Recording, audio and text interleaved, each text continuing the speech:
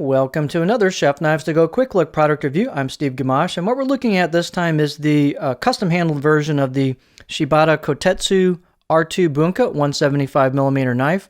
So Mark's been getting some of these in without handles and putting some custom handles on them. This one is mine. I asked him for it when I saw it and said, I like that one. So it's really sweet. I've been using it. Talk about that a little bit. But real quickly, since there is a regular product video, the core steel is R2 powdered metallurgy stainless steel. It holds a great edge. Heat treat's about 62 to 63 Rockwell on that core steel. Construction is a soft stainless cladding on either side of that R2 for a 3-layer sandwich. The cladding does cover the spine and wraps around the spine. So these are really thin blades. Despite that, there's actually some really well done convexing to the blade.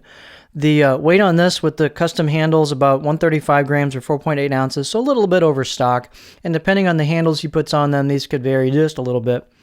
Edge length is right about 7 inches from the tip to the heel, back to the heel called the chin.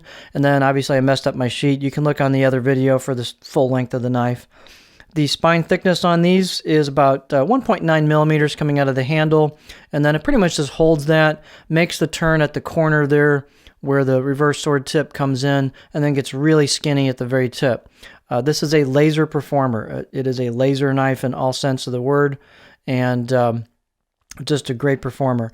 The blade height is nice and generous at 51 millimeters, and so you've got loads and loads and loads of board clearance for just about anybody.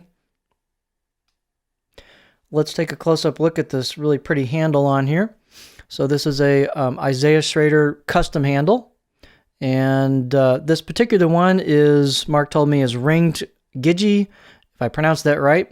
And it has a maple burl ferrule. And then it looks like a dyed, blue dyed, probably maple burl spacer as well. So just a really nice combination of woods. This handle is super smooth, and the facets, on the edges of the facets are very crisp and sharp. Shouldn't say sharp, but they're crisply done. Nice handle install. Here's your Isaiah Schrader maker's mark on the end. But just nice proportions on the handle. It's about 75, maybe 75-ish, 4-ish millimeters. I think it's a little bit high with what I wrote down there, but just it fits the knife really well. It looks super neat. And fit and finish on these blades is excellent. Due to Shibata-san being the sharpener, the out-of-the-box edge is screaming sharp. And they've also got polished spine and choil. It's just everything's ready to rock and roll right out of the box.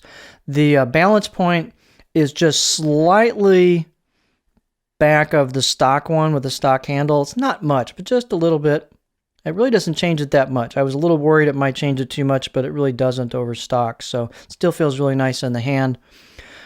Quick note about the kanji on here. Take a close-up look at that. Actually, let me get a nice beauty shot of the blade. There we go.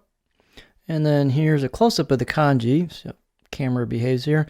The ask Mark about this, because I took a look and it really doesn't look like traditional chiseled kanji. And he said they tried doing hand chiseling, but the chisel would just bounce off the blade, being a hardcore, very thin, and then very thin cladding, so it just didn't work for them. So this looks like a kind of a hand-operated electric etcher of some kind. It is in the metal, and it's really clean, really well done. It's not just like one of those screened-on logos, so it is in the metal. But they chose what would work appropriately for this type of blade since the hand chiseling wouldn't work. So just FYI, really nice look on it. And let's take a look at it on the cutting board. It's definitely not a rocker, but it's got just a little bit of belly to it. And I can get right there before I start hitting the tip a little bit, but these really aren't meant for much rocking. They're really more for push, pull cuts, chopping, that kind of stuff.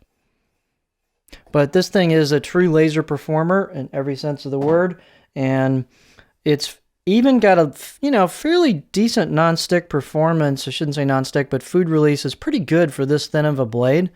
It's not great, but it's really quite unexpectedly good because of the way this thing's ground, despite the thinness of the blade. So this is just an awesome, awesome knife. If you're looking for one that's a little bit fancier than stock and a little nicer upgraded handle, which is completely appropriate for a really high quality blade like this, There you have custom version, the Shibata Kotetsu R2 Bunka 175mm knife.